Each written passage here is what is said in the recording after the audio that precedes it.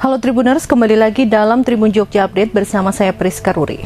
Menteri Keamanan Nasional Israel yang berhaluan kanan ekstrim Itamar Ben-Gvir melarang masjid-masjid di Israel mengumandangkan azan. Tidak hanya itu, dia juga memerintahkan polisi untuk menyita pengeras suara dan memberikan denda kepada masjid yang masih melakukannya. Sebagaimana diberitakan dari Times of Israel pada Minggu 1 Desember kemarin, upaya pelarangan ini sebenarnya sudah berlangsung selama bertahun-tahun. Para anggota parlemen dan aktivis sayap kanan Israel diketahui telah melakukan berbagai cara mempelopori gerakan ini. Mereka mengklaim banyak keluhan dari penduduk Yahudi di Yerusalem Timur dan daerah lain di Israel yang merasa terganggu dengan suara azan. Ben-Gvir menambahkan dirinya juga akan berupaya untuk mengajukan RUU yang akan meningkatkan denda bagi masjid yang membuat kebisingan. Sementara itu, para pejabat di kota-kota Arab menilai hal ini sebagai bagian dari provokasi baru dari Ben-Gvir terhadap komunitas Arab dan Muslim yang dapat menyebabkan kekacauan dan kerusuhan. Tidak hanya dari dunia Arab, kecaman yang sama juga disampaikan kelompok ultra-ortodoks. Mereka menentang kebijakan kontroversial yang dikeluarkan Ben-Gvir. Demikian juga dengan organisasi Abraham Initiative yang selama ini mengupayakan kesetaraan dan kerjasama antara orang Yahudi dan Arab di Israel.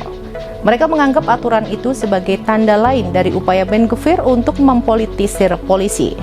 Sementara itu, Ketua Partai Ra'am Islamis Arab, Mansour Abbas, menyebut Ben-Gvir sebagai penghasut perang agama. Menurutnya, Ben-Gvir telah dengan sengaja menyulut api konflik dan menyeret warga Arab Muslim untuk merespon provokasinya.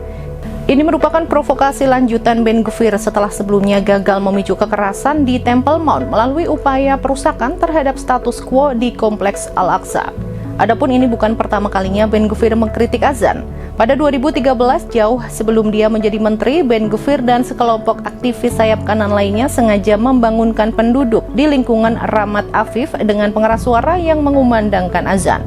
Di masa lalu, parlemen Israel yang disebut sebagai Knesset juga pernah membahas soal RUU Muazzin yang akan membatasi penggunaan pengeras suara untuk tujuan keagamaan.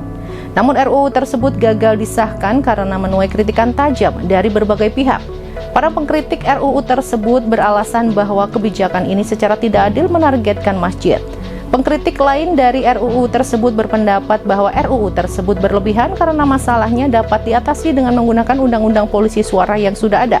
Di sisi lain, para pendukungnya berpendapat polisi tidak akan menegakkan peraturan yang ada sehingga diperlukan undang-undang yang lebih spesifik. Demikian berita terkini terkait Menteri Ben-Gvir yang tuai kecaman karena melarang azan berkumandang di Israel. Ikuti terus berita-berita terkini hanya di Tribun Jogja Update. Saya Priska Ruri dan segenap kru yang bertugas pamit undur diri. Terima kasih dan sampai jumpa. Download Tribun X sekarang. Menghadirkan lokal menjadi Indonesia.